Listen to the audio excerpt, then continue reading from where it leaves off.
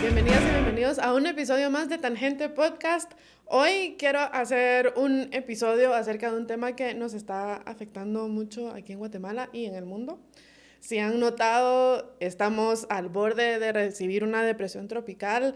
Es noviembre y todavía hay calor y hay muchas cosas que están afectando el clima, y entre esas cosas que afectan el clima, pues es el tema que les traemos hoy. Pero antes de adentrarme en la materia, pues quiero hacerles un par de recordatorios. El primero es que por favor se suscriban a nuestro canal de YouTube, que es la forma en que más nos ayudan a que el podcast permanezca y sobre todo que permanezca objetivo y sin ataduras. Y también que nos sigan en todas las redes sociales, pues ahí estamos en Instagram, TikTok, Facebook, en donde sea, nos encuentra como Tangente Podcast. Y bueno, les hablaba acerca de algo que afecta al clima y pues también el paisaje, la forma de vida, y es la industria de la palma africana.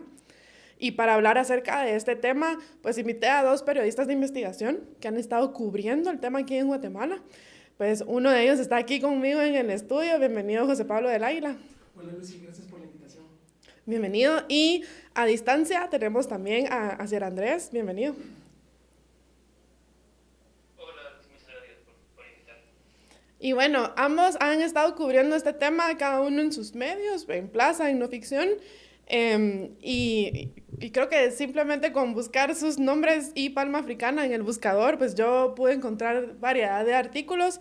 Y en específico quiero empezar con uno, José Pablo, que leía hoy en la mañana, que estaba pues revisando mis notas, en donde hablas acerca de cómo esta industria pues ha ido creciendo y cómo del 2006 para 2020 prácticamente triplicó la cantidad de bosque, que dejó de ser bosque y empezó a ser palma africana.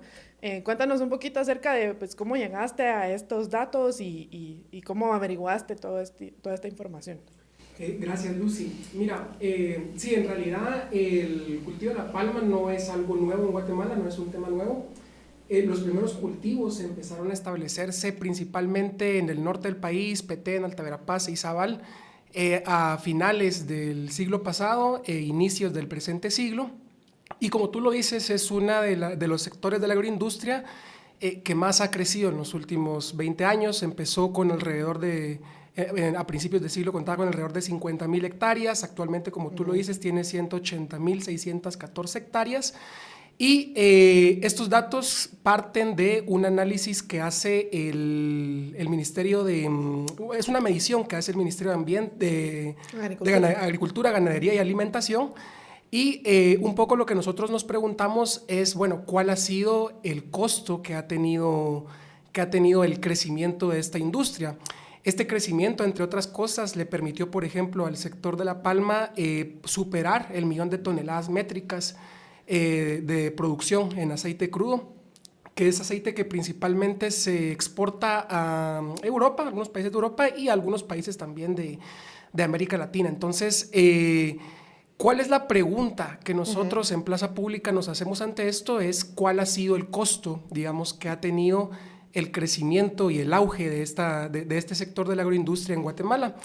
Para responder a esa pregunta, tratamos de nutrirnos de una diversidad de fuentes que tienen que ver con fuentes académicas, digamos, qué es lo que la academia ha diagnosticado al respecto, qué información también tiene la institucionalidad del Estado de Guatemala y, por supuesto, que súper relevante, qué dicen las comunidades en las que hay presencia de palma.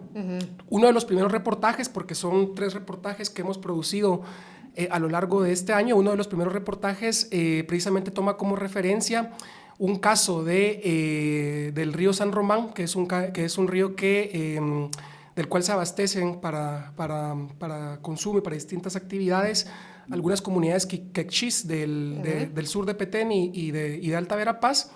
Y estas comunidades desde 2017 han denunciado a una empresa, específicamente una empresa llamada Industria Chiquibul, de generar contaminación del río. Como parte de esta contaminación, En 2017 la denuncia nace porque en 2017 observaron un evento de mortandad de peces y en 2019 se volvió a repetir un evento similar de mortandad de peces. El Ministerio de Ambiente llegó al lugar en esos dos eventos y determinó que al menos 9 especies de peces habían muerto. Cuando el Ministerio de Ambiente hace su análisis, el Ministerio de Ambiente determina que la contaminación del río se debe sugiere, digamos, no es tan concluyente, pero sugiere que podría deberse a plantaciones de palma africana a gran escala, literalmente eso es lo que es el término que utiliza el peritaje, y a algunos pequeños cultivos de maíz, dice el peritaje. Entonces, ¿qué hacemos nosotros? Vamos a las comunidades y lo que vemos es que lo que las comunidades dicen va muy en consonancia también con lo que han diagnosticado algunos institutos de investigación, como el Instituto de Investigación en Ciencias Naturales y Tecnología de la Universidad Rafael Andívar, que es conocido más bien por su acrónimo de YARNA. Y lo que se dice desde la academia es que los ríos que atraviesan plantaciones de palma o que se encuentran cercanos a plantaciones de palma tienen presencia de herbicidas y fungicidas que al exponerte tú con ellos te puede provocar serios daños a la salud. Mientras que los ríos que se encuentran cercanos o en medio de bosques no tienen esos elementos y por lo tanto su calidad del agua es mucho mejor. Y todos estos estudios, tanto los que te digo del Ministerio de Ambiente como los diagnósticos que han hecho de la academia, van muy en consonancia con lo que las comunidades dicen. Y lo que las comunidades dicen es, antes de que viniera la palma, nosotros podíamos beber el agua del río. Antes de que viniera la palma, nosotros nos bañábamos con el agua del río. Ahora ya no podemos ni beberla porque nos enfermamos y no podemos ni bañarnos porque nos salen ronchas. Y aunado a eso, digamos, es un escenario que se repite en básicamente cualquier región donde haya establecimiento de palma. Y ese escenario se conforma principalmente por denuncias, digamos, de líderes comunitarios y de comunidades en general, de una degradación ambiental a gran escala, de deforestación, de pérdida de la biodiversidad y de una persecución y criminalización de las comunidades que se oponen, digamos, a esta agroindustria. Entonces, lo que podemos decir, digamos, en este momento, luego de haber reporteado en campo y de habernos nutrido una serie de diversas fuentes documentales y académicas, es que esta agroindustria, por lo general, en los lugares donde se instala, encuentra una fuerte oposición y serios o muy serias denuncias de contaminación y degradación ambiental. Y si están planeando una fiesta de fin de año en su empresa, un convivio familiar o una graduación, dejen que Cocina y Más Catering se hagan cargo. Cocina Más les ofrece un servicio de catering excepcional. Tienen menús personalizados que se adaptan a cualquier celebración. Ellos ofrecen deliciosos platillos hechos con ingredientes premium y cuidado al detalle. También brindan un servicio completo para que ustedes solo se preocupen por disfrutar durante la fiesta. Los pueden contactar hoy mismo y asegurar su fiesta. Celebren con Cocina y Más y hagan de su celebración un momento inolvidable. Pueden escribirles al WhatsApp al 5923-9198, el 5923-9198. Sí, y otra cosa que también noté es todo el impacto que tienen sobre la oxigenación en el mismo ambiente. Y creo que, y por eso empezaba yo con el tema del clima un poco, porque digamos, sí, es cierto que, bueno, en realidad el impacto es a todo nivel, ¿no? Agua, tierra y aire. Pero el efecto que tiene sobre las temperaturas, a mí me impactó muchísimo la diferencia entre un bosque y una plantación de palma. Y bueno, tú mencionas algo que es muy como micro, ¿no? La comunidad específico, etcétera. Y Asier menciona en su reportaje también cosas más macro, como de cómo se compara Guatemala con otros países, etcétera, o cómo se mide esto en otros países. Entonces quería ver, Asier, si nos puedes contar un poco acerca de lo que has encontrado sobre esta industria. Pues bueno, yo primero decir que quizá no soy un gran especialista en esto, solo he escrito un reportaje sobre este tema. Entonces, pues mi visión ha sido más como de conjunto, quizá no puedo hablar tanto de los detalles de lo que ha sucedido en un lugar en particular, pero yo lo que, digamos, lo quise mostrar principalmente con el tema que publicamos en Opción hace como un mes, Era un poco, bueno, digamos que por algún motivo, ¿no? La palma africana ha atraído más atención internacional que otras agroindustrias que tiene Guatemala, ¿no? Entonces, digamos que pues el azúcar de Guatemala o los bananos, o no, mm, digamos, en la mente de los consumidores, por ejemplo, en Europa o pues, en Estados Unidos, en general no se le presta tanta atención, ¿no? A ese tipo de productos, pero la palma africana o el aceite de palma como que tiene muy mala reputación, ¿no? Y eso ha sido en gran parte por, digamos, cómo se ha desarrollado la industria en Asia, que en realidad es donde está la mayor parte de las plantaciones de palma en el mundo, están en Indonesia y en Malasia. Es como el 70%, una cosa así de la producción mundial. Y claro, ahí digamos, todo esto ha pasado los últimos 30, 40 años y ha tenido un costo ambiental enorme porque digamos que directamente se han transformado bosques tropicales, ¿no? En plantaciones de palma. Pues ha habido estas campañas, ¿no? Para salvar a los orangutanes y cosas así, ¿no? Entonces, digamos que desde el comienzo la industria de la palma ha tenido como que enfrentar como un daño reputacional que otras agroindustrias en Guatemala no habían tenido, ¿no? Y digamos que en Guatemala siempre el crecimiento de la palma ha sido enorme, como ha dicho José Pablo, ¿no? Se ha multiplicado como por 6, la extensión más o menos en este siglo o algo así.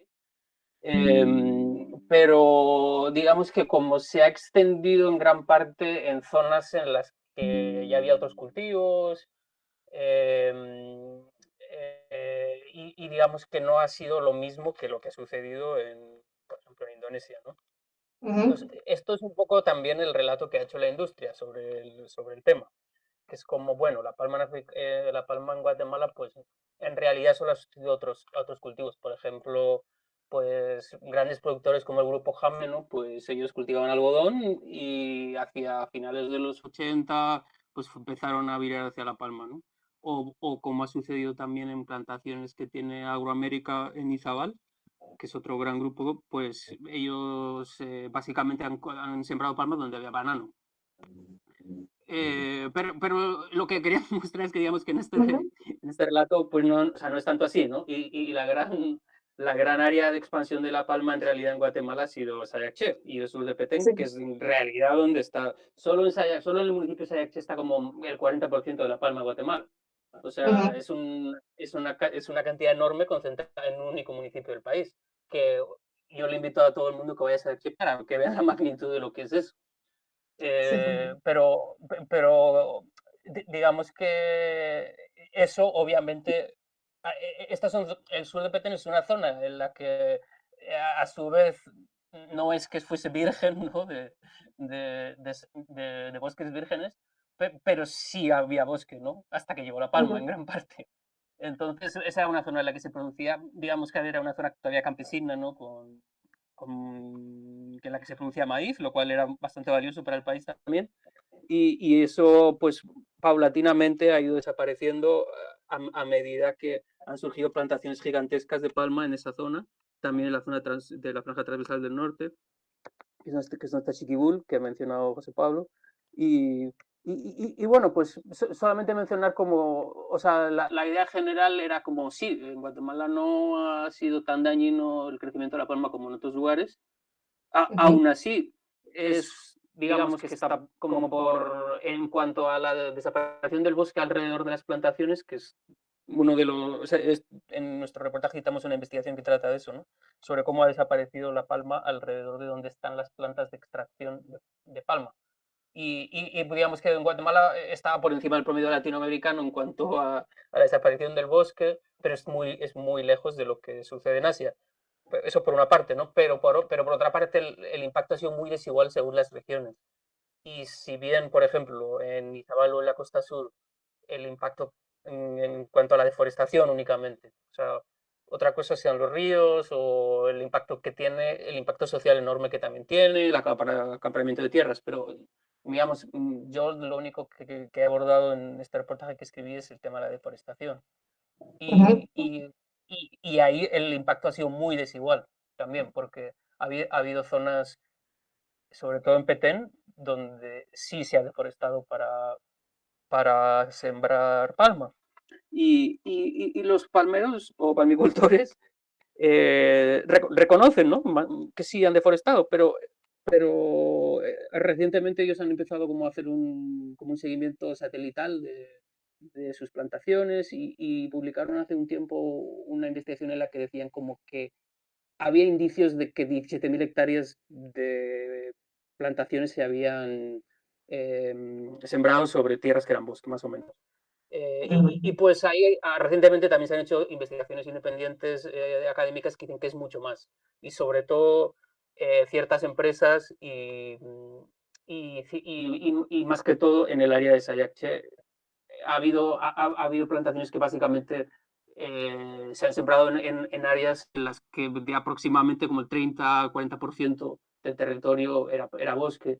Y luego a su vez también, digamos que la dinámica de establecer una plantación pues ha hecho que en general, pues bueno, las plantaciones empiezan siendo pequeñas, pero van creciendo, ¿no? Se construye una planta de extracción, siguen creciendo. Entonces, digamos que desde que se establece la planta, pues se genera el incentivo alrededor de la planta de extracción para que más tierra se convierta en palma y que más gente venda su tierra y, digamos, desencadena una dinámica que no solo se puede atribuir a los palmicultores, pero que termina causando deforestación, ¿no?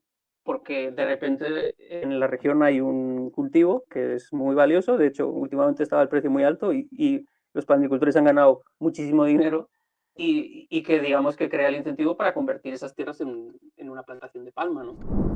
Y si para este fin de año necesita algún closet donde guardar todos los regalos que va a recibir o va a entregar, o si necesita pues alguna mesa para compartir con sus invitados, o repisas, o cualquier tipo de remodelación con madera en su hogar, recuerde que para eso está Madera San Miguel. Ellos tienen maderas de expertos y no solo le venden la madera, sino también esos productos que va a necesitar para hacer sus remodelaciones. Tienen también cursos disponibles para aprender a hacer productos en madera. Y bueno, busque el San Miguel más cercano y acérquese a ellos para sus nuevos proyectos. Sí, y es súper curioso, justo lo que mencionabas también, ¿verdad? De cómo de una industria tradicional se mueven a otra, así como, bueno, antes quizá cultivaban algodón y luego se pasan a la palma o azúcar y luego a la palma también. Y mencionabas también cómo pues los palmicultores hacen sus propias mediciones satelitales o ellos también tienen una forma de concebir esta industria.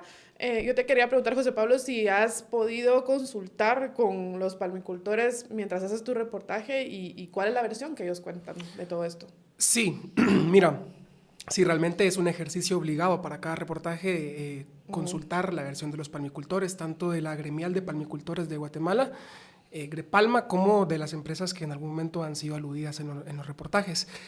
Por una parte, los palmicultores, digamos, como Asier lo decía, reconocen, digamos, una parte de la deforestación. Los estudios académicos, algunos estudios académicos sugieren alrededor de 15.000 hectáreas de bosque deforestado atribuibles a la actividad de la palma. Y ellos lo que dicen en su defensa es que la deforestación nacional, digamos, esa deforestación atribuida a los palmeros en comparación con la deforestación nacional es un porcentaje prácticamente nimio, es de menos del 1%. Y lo que ellos dicen también es que a partir de 2020, para la fecha, ellos ya no han deforestado una sola hectárea. Es un poco el discurso, digamos, que ellos manejan.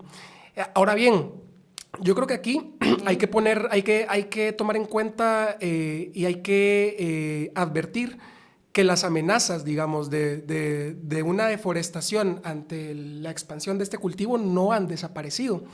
El segundo reportaje que elaboramos parte precisamente porque un funcionario de la gremial de palmicultores expresa más o menos a inicios de este año que según el MAGA hay oportunidad para expandir los cultivos de palma hasta 800.000 hectáreas. Actualmente tienen 180.614 hectáreas, pero ellos dicen que según el MAGA, que existe un análisis del MAGA que identifica 800,000 hectáreas que son propicias, cuyos suelos y características de esos suelos son propicias para la expansión de este cultivo. Entonces, y por supuesto que manifiestan su interés de poder expandirse en la medida de sus posibilidades. Y lo que nosotros hacemos ante este escenario es preguntarnos cuáles son esos suelos y, en segundo lugar, si existe ese análisis.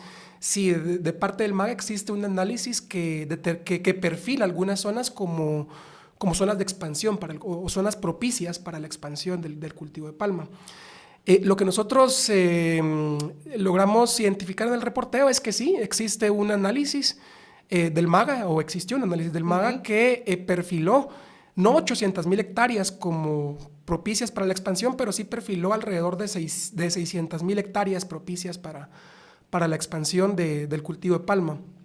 Y cuando nosotros preguntamos qué tipo de suelos son esas alrededor de 600,000 hectáreas, lo que nosotros vemos es que el 15% de esas zonas, que son alrededor de 105,000 hectáreas, son bosques latifoliados. Entonces, una eventual expansión de la palma, si nos basamos en los análisis gubernamentales que existen, tendría que considerar que esas zonas propicias para la expansión de ese cultivo son actualmente suelos ocupados por bosques.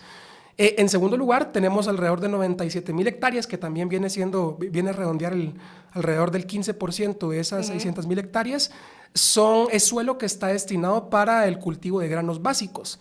Y entiéndase, maíz y frijol. Y aquí quizás lo que vale la pena advertir también es que, a diferencia de la palma, que estamos hablando de agroindustria, es decir, de un cultivo que se exporta y que beneficia a decenas, digamos, de grupos empresariales, los cultivos de granos básicos es conocida como una agricultura de subsistencia, porque no son granos que principalmente estén destinados a la exportación.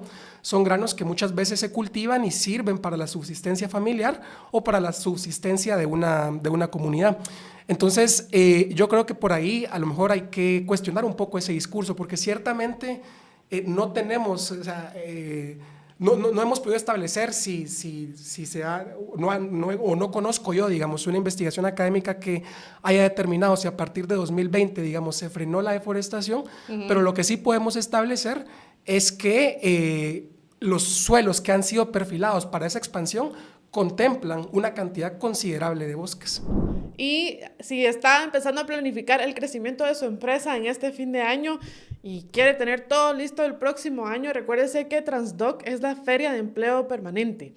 Esto quiere decir que si usted quiere encontrar talento humano, va a tener usuarios ilimitados de muchos tipos, desde usuarios reclutadores ilimitados hasta publicar vacantes ilimitadas y tener acceso a CVs ilimitados mientras dure el tiempo de su contrato con Transdoc. Si quieren más información, puede escribirles a info@transdoc.com o visitar www.transdoc.com. Cualquiera podría decir, bueno, pero si deforestan, pero luego siembran, entonces, ¿cuál es el impacto? No sé, Asier, si quizá tú pudieras explicar un poco acerca de cuál es el impacto de esta deforestación sobre el territorio guatemalteco. Bueno, o sea, claro, el punto es que, o sea, ellos consideran que la palma es un árbol, ¿no? Y entonces estás plantando un árbol y bueno, ¿no? Como por ejemplo esta gran empresa del grupo que se llama Reforestadora de Palmas del Petén, ¿no? Que es de Repsa, ¿no? Pues claro, el problema aquí, yo no puedo explicártelo como quizá como con las mejores palabras, pero obviamente en el sentido de como la captura de carbono y todas esas cosas, es mejor tener un bosque natural que una plantación de palma, básicamente. Claro, es mejor tener una plantación de palma que no tener nada. O que sean potreros donde hay ganadería, ¿no? Eso es así. Pero bueno, eso digamos únicamente si uno ve pues el tema de la cobertura forestal. Pero quizá lo que no lo que no se acaba quizá de valorar bien es que o sea, la producción de palma es una actividad industrial, o sea, una actividad agroindustrial a gran escala. Ujú. Eh, eh, y esto implica no solo que se puedan talar árboles o no, sino que hay un uso muy grande de plaguicidas, de pesticidas, de Claro. abonos. Una gran cantidad de agua se utiliza. La palma necesita menos agua durante el crecimiento. Se dice que en Petén no es necesario regar, pero lo que sí necesita una gran cantidad, por ejemplo, a diferencia de lo que puedan ser otros cultivos, entonces por esa parte está bien. Lo que se necesita mucha agua es para la producción del aceite y para lo que es Ujú. sacarle el aceite al fruto. Entonces por eso si uno ve todas las grandes plantas de extracción de palma están junto a un río y por eso están, pues digamos, la zona de Sayache, pues Ujú. está tan, casi todas las plantaciones están cerca de la carretera y cerca de un río, ¿no? Y cerca de donde haya gente para trabajar. Entonces, lo que quiero decir con esto, Lucy, es que pues hay un impacto grande, que no se puede obviar. O sea, la agricultura pues es una actividad industrial en el que hay un gran consumo de recursos y, y digamos, tiene consecuencias, ¿no? Ah. Lo que ha pasado, siento yo, por decirlo de una manera sencilla, como en el sur de Petén, es que esta era una zona como campesina y con bosque y como bien, y se ha convertido Ujú. en lo que, digamos, en el equivalente de la costa sur. Eh, y la franja transversal del norte, pues algo similar, ¿no? Que son zonas en las que prácticamente, digamos, todo lo que es el hábitat original del lugar ha desaparecido y hay un uso muy intensivo de los recursos naturales y de productos, pues, como fertilizantes, defoliantes, y Ujú. etcétera, que pues bueno, esas cosas en el país no se cuidan mucho, no se no se presta mucha atención, pero obviamente contaminan las fuentes de agua, pueden producir problemas de salud para los trabajadores, Claro. muchas cosas. Y esto es, o sea, no estoy como criminalizando eso, pero tampoco podemos pensar que esto se trata de sembrar arbolitos, ¿sabes? Ujú. Ujú. Esto, o sea, es como una actividad industrial con, como he dicho, con un impacto muy, muy grande, que a su vez le genera mucho dinero al país, genera empleo, etcétera, ¿no? Como, pues así es el desarrollo económico, ¿no? Pero, pero digamos que ha llegado a zonas en las que pues las personas que vivían allí no estaban acostumbrados a ese nivel de presencia, digamos, del capitalismo, por decirlo de alguna manera. Ujú. Y todo esto evidentemente ha generado problemas. Em, de- no sé, Sí. eso sería principalmente, no sé si contesta tu pregunta. Sí, pero también quería agregar que en tema de biodiversidad, el impacto también es enorme. Es decir, no es como otros monocultivos, por ejemplo, el café, que también puede convivir con árboles de sombra, por ejemplo. Y si ves fauna en plantaciones de café, o el cacao, o el banano, donde pues la planta principal que te da el producto puede convivir con otras plantitas y hay pues animalitos por ahí, aves, mamíferos, insectos, etcétera. Con la palma, ¿no? Incluso con el caucho también ves que los bosques de hule son grandísimos y principalmente árboles de hule, pero también conviven con otro tipo de flora y fauna. Y yo creo que más impactante se ve el contraste en las tomas aéreas, ¿no? Ves tomas aéreas de otros monocultivos y todavía se logra medio reconocer un bosque, ¿no? Mientras que si ves una toma aérea de palma, más parece que estuvieras viendo ladrillos verdes a distancia, porque incluso hasta la forma en que están sembrados como equidistantes te lanza como si fueran, no sé, ladrillos o azulejos verdes vistos a distancia. No se ve presencia de otros árboles o de fauna o de algún riguito por ahí pasando en medio, ¿no? Sino que solo es como un gran bloque verde, porque es verde, ¿no? Pero no es un bosque, digamos. Claro, desde luego. Yo a lo mejor lo que agregaría ahí es, digamos, tiene que ver, como tú dices, no tiene que ver solo con la deforestación de bosques, sino con lo que vive debajo de los bosques. Cuando uno va a esas comunidades, es muy recurrente, digamos, escuchar, antes de la palma esto era así, después de la palma esto es así. Y lo que relatan es que, bueno, recuerdo particularmente el caso de una comunidad ahorita que visitamos cuando fuimos a hacer uno de los reportajes, que era Tezulutlán 2, que es una comunidad ya de Sayaxche. Y las comunidades lo que te dicen es, antes del establecimiento de palma, en los bosques habían especies de las cuales nosotros nos alimentábamos. Antes del establecimiento de la palma, en el río habían peces que nosotros pescábamos y nos alimentábamos. A partir de eso, nuestra alimentación se ha estandarizado a frijol y huevo y maíz, digamos. Pero antes había una mayor posibilidad de alimentarse de otras especies, de consumir otras proteínas, y ahí también podemos ver que puede haber una incidencia, digamos, en la seguridad alimentaria de estas comunidades.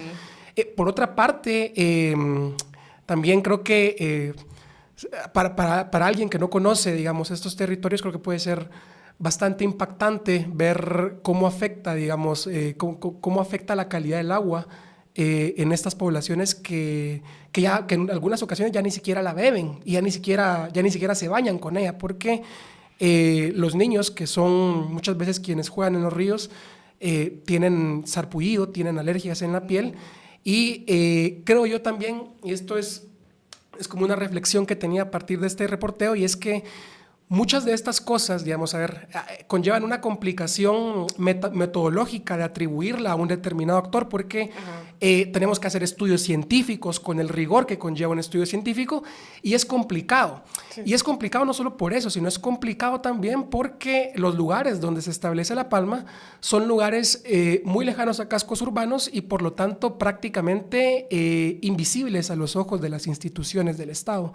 Entonces, es muy difícil que pueda existir una sede, por ejemplo, el Ministerio de Ambiente, que pueda acudir cuando hay una descarga de tóxicos, por ejemplo, en un río.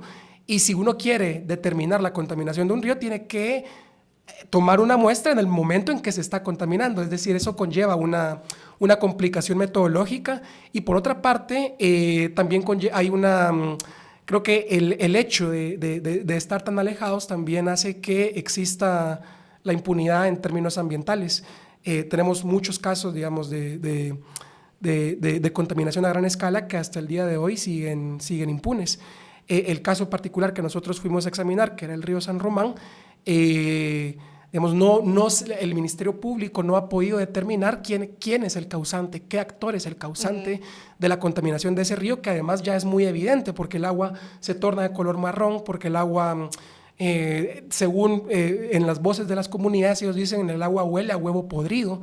En ocasiones los peces están boqueando en la superficie de los ríos en busca de oxígeno, pero la institucionalidad hasta el día de hoy no ha tenido la capacidad de estar presente en esas áreas, y es por eso que esta situación creo yo que no se resuelve. Y también ahí yo a veces también me hacía la pregunta en la elaboración de este reportaje, es, a ver, la mayor parte del aceite, del aceite que se produce, el aceite crudo que se produce en Guatemala, no se consume en Guatemala. Hay una mínima parte que sí se distribuye para algunos productos, pero la mayor parte es exportada. Y entonces ahí a lo mejor la pregunta que debiéramos hacernos es, entonces, ¿por qué la palma no se siembra o no se cultiva en lugares donde se consume? Claro, van a haber muchas explicaciones. Una de ellas es que las tierras de Guatemala, como lo decía ayer, son muy fértiles. A veces ni siquiera necesitan riego. Pero además de esa fertilidad, digamos, de la tierra en Guatemala, yo creo que un factor clave también es la impunidad que existe en términos ambientales. y la falta de voluntad también que a veces uno puede notar en el Estado para investigar y seguir la pista a ciertos actores y a ciertas actividades humanas. Sí, yo te diría, ajá, como hay cierta falta de acción y puede verse quizá falta de voluntad, pero también falta de capacidad. O sea, realmente Total. lo que tú decías, el alcance del Estado es muy pequeño.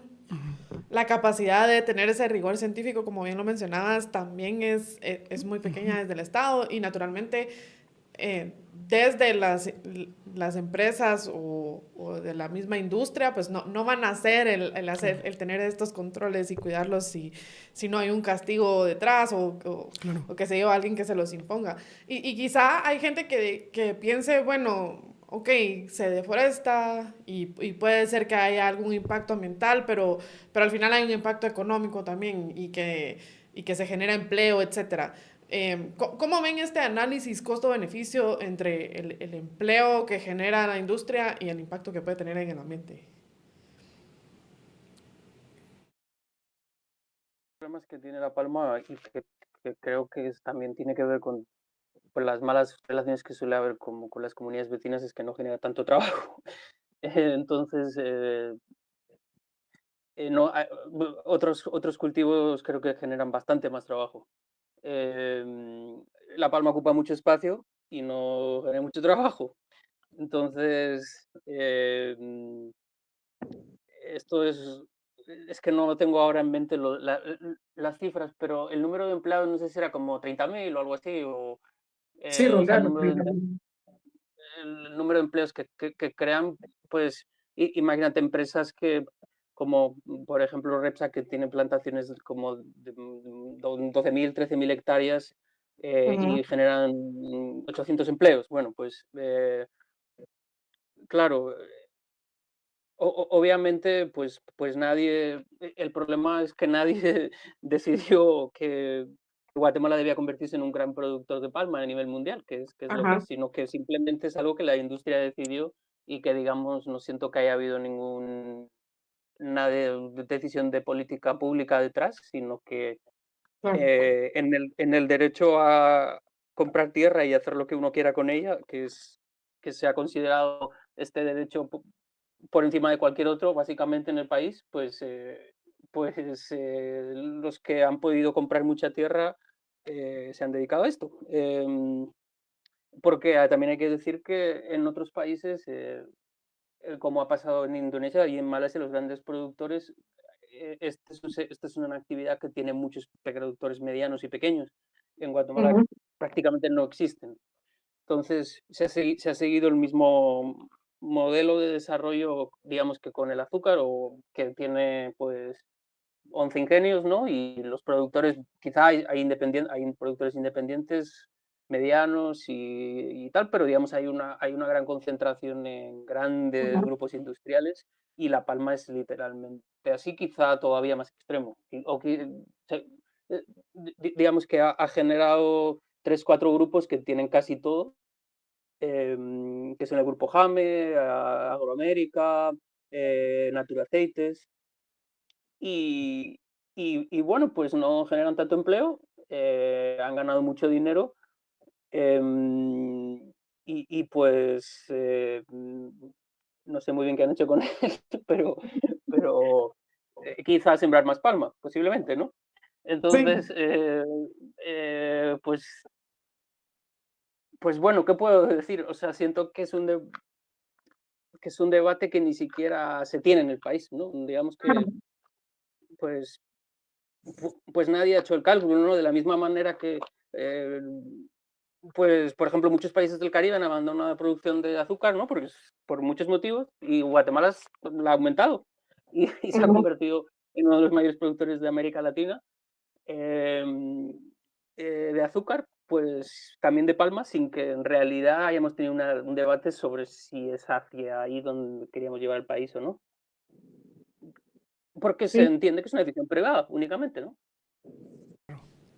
¿Tú querías expandir en esto? Bueno, yo creo que La Palma creo que ofrece dos tipos de empleo, ¿no? Ofrece empleo administrativo y tecnificado para ingenieros Ujú. y ofrece empleos agrícolas. Eh, la simple lógica nos dice que los empleos para ingenieros, para administrativos son mejor pagados, pero son una nimiedad en comparación con los trabajos agrícolas que ofrece. Y lo que también vale la pena decir es que los trabajos agrícolas, y de esto existe ya mucha investigación académica, no son la mejor calidad de empleos. Existen, digamos, hay estudios que abarcan del 2010 al 2020 que advierten cómo algunas empresas incurren, por ejemplo, en retención de salarios, incurren, por ejemplo, ¿qué te digo yo? En no pagar X, por ejemplo, en negarse a formalizar una relación laboral con todas las de la ley, y lo que hacen entonces es que captan algunos trabajadores por un periodo de 3 meses, por un periodo de 6 meses, por un periodo de 9 meses. Como jornales, Exacto, digamos. como jornales, y tú sabes que ese tipo de trabajos, además que muchas veces puede que ni siquiera lleguen a un salario mínimo, estás en una situación de total desprotección porque no tienes prestaciones de ley, no tienes seguro social, y hay que decir también que es un trabajo de muchísimo riesgo. Los trabajadores agrícolas para cortar los frutos de la palma utilizan unas herramientas que olvidé el nombre en este momento, pero es una herramienta, es como una vara, digamos, que en su extremo tiene una especie de afiladora. Sí, como tipo de guadaña, digamos. Claro, como una guadaña, larga. exacto, como una guadaña larga, ajá. Y cortan, con eso cortan los frutos de las palmas, y existen muchos casos, muchos testimonios de trabajadores agrícolas y de comunidades que relatan cómo algunos trabajadores, por cortar frutos de palma, han terminado cortando algunos cables electrificados, y eso les ha ocasionado incluso la muerte. Y creo que también de pronto ahí Asier también puede profundizar un poco en qué calidad de empleo son. Creo que el último reportaje de no ficción hablaba también sobre las bebidas, digamos, que se ven obligadas a tomar, y el daño renal que eso produce para un trabajador agrícola, pero que las toma con el objetivo de poder rendir más. Entonces, cuando tú dices, sí, son 30,000 empleos, digamos, un poquito más de 30,000, dice la agroindustria, pero ¿qué tipo de empleo es? O sea, ¿en qué condiciones te lo está ofreciendo? ¿Te está ofreciendo prestaciones? ¿Te está ofreciendo un entorno seguro para realizar tu trabajo? ¿O es realmente el empleo al cual muchas comunidades se ven obligadas, sin otra opción, a tomar porque la palma ha abarcado, digamos, una cantidad de tierra increíble? O sea, como decíamos al principio, se ha triplicado su expansión. Entonces, de nuevo, yo creo que aquí tiene que haber un liderazgo más fuerte, una presencia más notable de la institucionalidad del Estado para determinar cuáles son las condiciones de estos empleos, y si eventualmente hay que regularlo, o si eventualmente hay que establecer algún tipo de corrección, digamos, a este tipo de empleos, pero es lo que no hemos visto hasta el momento. Sí. Y yo coincido con lo que mencionabas hace un rato, de que esta es una conversación pendiente que se tiene. Es decir, todo este crecimiento ha sido pues de un solo lado, ¿no? La industria es la que ha decidido y ha formado sus estrategias. Yo no he escuchado, y ahí ustedes en su reporteo cuéntenme si han escuchado, pero al menos yo nunca he escuchado que haya algún tipo de consulta comunitaria en este tipo de industrias. Y entonces no se ha tenido esta conversación acerca de cómo enfrentar estos impactos, acerca de cómo las compañías deberían de absorber las externalidades, porque claro, o sea, es algo muy rentable, de calidad internacional, que se exporta, etcétera, pero la industria tiene todas las ganancias, pero las externalidades se las llevan las comunidades, ¿no? Y el bosque en general, y el clima del país como un todo, porque se han transformado paisajes y bueno, también entornos completos, ¿no? Incluso lo que mencionabas de cómo cambia el estilo de vida, ¿no? Antes una comunidad donde sobrevivían de pesca, de comer frutos, etcétera, pues quizá ahora tiene un empleo, pero en vez de comer comida, pues cerca de orgánica o natural que está en su ambiente, le toca comprar comida que a lo mejor es ultraprocesada, no sé, en vez de comerse un pescado se come una sopa de vaso, o cosas que al final impactan también su salud y su estilo de vida, de algo muy rural a algo pues más acercándose a lo urbano, y ese impacto social también tiene sus consecuencias. Pero no sé si dentro de sus reporteos alguna vez han visto que la industria se acerque a las comunidades o que las comunidades busquen respuesta de la industria sobre los impactos que tienen en los diferentes territorios. Bueno, mira, a lo mejor habrán casos de casos, ¿no? No podríamos decir que todas las comunidades están en contra de la palma. Hay algunas, de hecho, que están recibiendo más beneficios, digamos, de las empresas y por lo tanto no se oponen a la palma. Nosotros hemos visitado recientemente 11 comunidades del Valle del Polo Chic que juntas conforman el Consejo de Tierras Ancestrales, que son 11 comunidades que desde a ver, en el Valle del Polo Chic, en el área de Panzós, por ejemplo, el reclamo de la tierra, la demanda por la tierra es una lucha histórica de las comunidades. Y estas comunidades son comunidades opositoras, digamos, a los cultivos de palma. Y justamente cuando tuvimos la oportunidad de ir, les hacíamos esa pregunta. ¿En algún momento han tenido algún acercamiento con la empresa, que en ese caso es Natura Aceites, la que tiene presencia ahí? Y justamente esa es una de las frases que cierra el reportaje, porque ellas dicen, no, ni ellos se han acercado a nosotros, ni nosotros los hemos visto. Y esto es interesante porque, a ver, y aquí voy a hablar de otro tema, que son los sellos de sostenibilidad con los cuales se vende el aceite crudo fabricado en Guatemala. El aceite que se produce aquí en Guatemala, el 60% del aceite se vende con un sello de sostenibilidad que es otorgado por la Mesa para el Aceite de Palma Sostenible, que en inglés es abreviado como RSPO. Entonces, de las 900,000 toneladas métricas o el 1,000,000 de toneladas métricas en los que oscila la producción anual, más o menos el 60% se vende con sellos de sostenibilidad, y el principal certificador es el mecanismo RSPO. Este mecanismo RSPO contiene una serie de 7 principios que tienen que ver, entre otras cosas, con la conservación de ecosistemas, que tiene que ver con la no deforestación, con el comportamiento ético de las empresas y un principio también tiene que ver con el respeto a los derechos humanos de las comunidades y de trabajadores.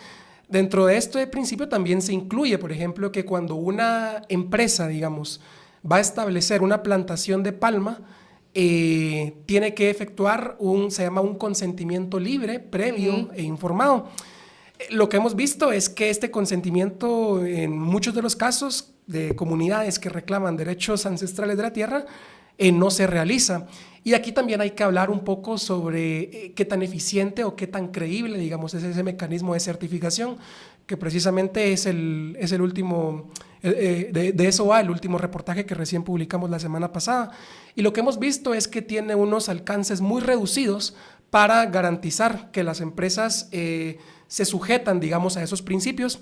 Vale la pena decir que también es un mecanismo voluntario, digamos, no es obligatorio, pero las empresas que quieran sumarse a él se pueden sumar, y tiene alcances muy reducidos, porque cuando las empresas, para que las empresas puedan ganar ese sello de sostenibilidad, tienen que pasar por un proceso de certificación, y en ese proceso de certificación es un organismo avalado por el mecanismo RSPO, un organismo certificador, el que se encarga de hacer una auditoría anual. Y en esa auditoría anual, pues verifica si esta empresa está cumpliendo con no deforestar, si esta empresa está cumpliendo con conservar los ecosistemas, si esta empresa está cumpliendo con realizar precisamente ese consentimiento libre, previo e informado a las comunidades donde hay plantaciones de palma.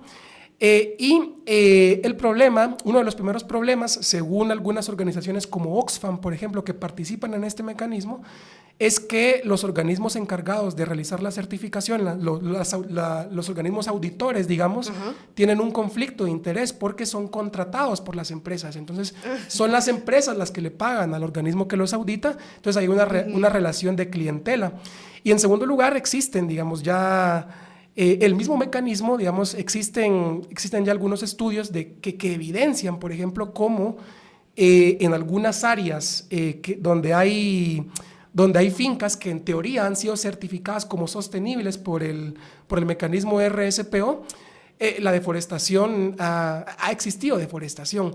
Particularmente un estudio de la Universidad de Michigan, por ejemplo, analizó 119 plantaciones que abarcaban alrededor de 32.000 hectáreas, si no me falla la memoria con los números exactos. Y de esas 32.000 hectáreas, ellos habían diagnosticado que alrededor de 3.000 hectáreas eran previamente bosques, que ahora tenían cultivos de palma y que por lo tanto habían sido deforestadas. Entonces, creo yo que a pesar de que este sector de la agroindustria ha hecho sus esfuerzos por presentarse como sostenible ante mercados de Europa o América Latina, creo yo que estos procesos de certificación como sostenibles tienen alcances en muchas ocasiones muy limitados. Y bueno, eso podría decir. Está bien. Ya nos estamos quedando sin tiempo, pero yo quería ver si hay algo más que se haya quedado en el tintero o que te gustaría mencionar, así era. Un poco sobre lo que estaban hablando ahora, el tema de las certificaciones. O sea, sí, yo en el tema de las consultas que han mencionado, o sea, no creo que se haya hecho ninguna consulta, digamos, del convenio 169 y todo eso, ¿no? Que creo que tiene que ver con lo que mencionaba antes, el hecho de que, pues, si fuese, por ejemplo, una mina o algo así, ¿no? Si no habría ninguna duda de que se tendría que cumplir el convenio 169 en las áreas donde hay población indígena. Pero digamos, como siempre, esto es una actividad agrícola que en principio no se consideraría como un megaproyecto, ¿no? Entonces siempre está como esta percepción de que en realidad pues es una actividad agrícola sin mayor impacto, sin ver ver realmente la magnitud que tiene, ¿no? Y que estamos hablando de plantaciones gigantescas y una producción a gran escala. Y lo otro es que sí, lo de este asunto de RSPO, o sea, yo también entiendo, hay que ser crítico con esto, ¿no? Pero es cierto que los palmicultores están sometidos a un estándar que otros gremios siento yo que no lo tienen, ¿no? Y tiene que ver como precisamente con lo que hablábamos al principio sobre como la mala reputación que tiene el producto que ellos cultivan y que no sufren otros productores. Entonces, eh, los principales productores de palma en Guatemala están en esta certificación que se llama RSPO, tienen páginas web, difunden información básica sobre ellos, sobre sí mismos y, digamos, tienen canales abiertos de comunicación con la gente. Y eso es por la certificación, ¿no? Y es algo que quizá suena súper básico y no garantiza nada, pero también hay que decir que otras industrias en el país no lo tienen. Y actúan en la total, digamos, como sin ninguna consideración hacia las personas que les rodean, ¿no?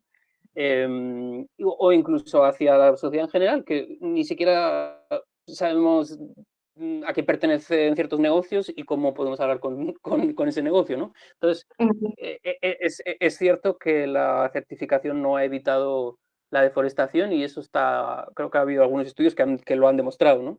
De hecho, si uno ve, por ejemplo, cómo funciona esto de la certificación, sí, o sea, siempre si uno deforesta, pues luego puede compensarlo de otra manera, ¿no? Por ejemplo, yo he visto estos informes que hacen los consultores de RSPO y pues sí, siempre encuentran que hubo deforestación y entonces la empresa se compromete a una medida de reparación. Por ejemplo, varias de las políticas que han tenido las empresas palmicultoras para, por ejemplo, reforestar áreas protegidas en el norte de Petén o en el área del Trifinio, eso ha sido como una medida de reparación impuesta por la RSPO. Claro, es un poco cuestionable, ¿no? Que a uno le permitan ir a plantar árboles a otro sitio, no en la comunidad donde los cortó. Pero bueno, pero quiero decir que y todo es un poco así, ¿no? Pues obviamente son certificaciones surgidas del sector empresarial para evitar mayores regulaciones estatales y que, digamos, ellos administren su producción como, digamos, garantizando un estándar mínimo, pero que tampoco va a alterar nada sustancial, ¿no? Por ejemplo, tienen también un tema sobre que se debe garantizar la libertad de organización de los trabajadores y, por ejemplo, eso es algo que todas las plantaciones siempre aprueban. Ninguna tiene un sindicato, pero existe la libertad de asociación para los trabajadores, ¿no? Recuerdo en algún informe que leí de RSPO como mencionaban como algo así como los trabajadores no parecen saber en qué consiste la libertad de asociación, ¿no? Como cuando se les preguntó no sabían exactamente qué consistía, ¿no?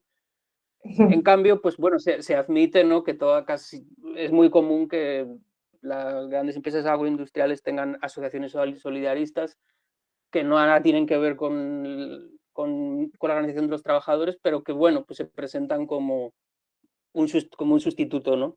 Ese tipo de cosas, pues obviamente la certificación simplemente sirve para legitimar en realidad las prácticas que siempre han existido en el país. Pero también es cierto que inducen a una cierta transparencia que no tienen todas las industrias. Y por ejemplo, pues en principio todas las empresas tienen que tener, por ejemplo, un canal para recibir quejas. Y sí, ha habido empresas que han sido descertificadas y se ha utilizado la RSPO, digamos que para tratar de que haya un mayor cumplimiento.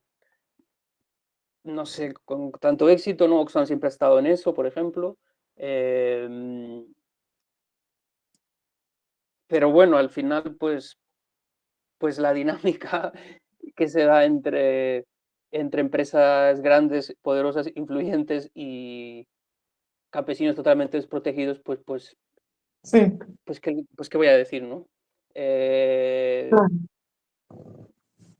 Sí, ahí hay como un tema de balance de poder que no está del todo bien balanceado.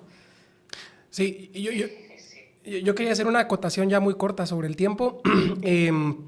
A ver, estas certificaciones cobran cada vez más relevancia porque también existe legislación, digamos, en Europa, por ejemplo, que obliga también a los que importan, digamos, este aceite a importar aceite que proviene de fuentes sostenibles, digámoslo así. Y a lo mejor la discusión que deberíamos de tener ahorita en este momento de cara a los próximos años es si mecanismos de autorregulación como este son suficientes, digamos, o deben de coexistir con una regulación estatal más fuerte y más presente en los lugares donde se ubica esta agroindustria, ¿no? Ciertamente es mejor, digamos, tener un mecanismo de autorregulación a no tener nada, pero no sé, a lo mejor podríamos preguntarnos si el Estado, si las instituciones deberían tener un rol más proactivo. Sí, porque evidentemente, o sea, en países en donde sí las tienen, impactan incluso los países donde no las tenemos. Es decir, sí, creo que eso es parte de esa conversación pendiente que queda del hecho del crecimiento de esta industria, porque sí, a mí sí me impactó muchísimo la rapidez con la que se expandió digamos, ¿en qué? ¿17 años habrá sido por ahí? 20 años. Triplicándose en 20 años sin cambio en legislación, normativa, regulación. Es decir, si no hubiera países europeos que exigen estos estándares, quizá las mismas empresas no se someterían a algo similar, ¿no? Es probable. Y bueno, gracias a ambos. ¿Perdón? Sí, no, claro, o sea, surge de la presión de los consumidores en ciertos países, claro. Ajá. Y bueno, gracias a ambos por haber conversado conmigo de este tema el día de hoy. A la gente en la audiencia, si le interesó el tema y quiere conocer más, pues puede encontrar los reportajes tanto de José Pablo como de Asier en línea. Uno está en no ficción, el de José Pablo, y los otros... ¿Ah? El de Asier Ay, sí, perdón. El de Asier está en no ficción y el de José Pablo está en Plaza Pública. Sí, pueden buscarlos bajo sus nombres o simplemente como...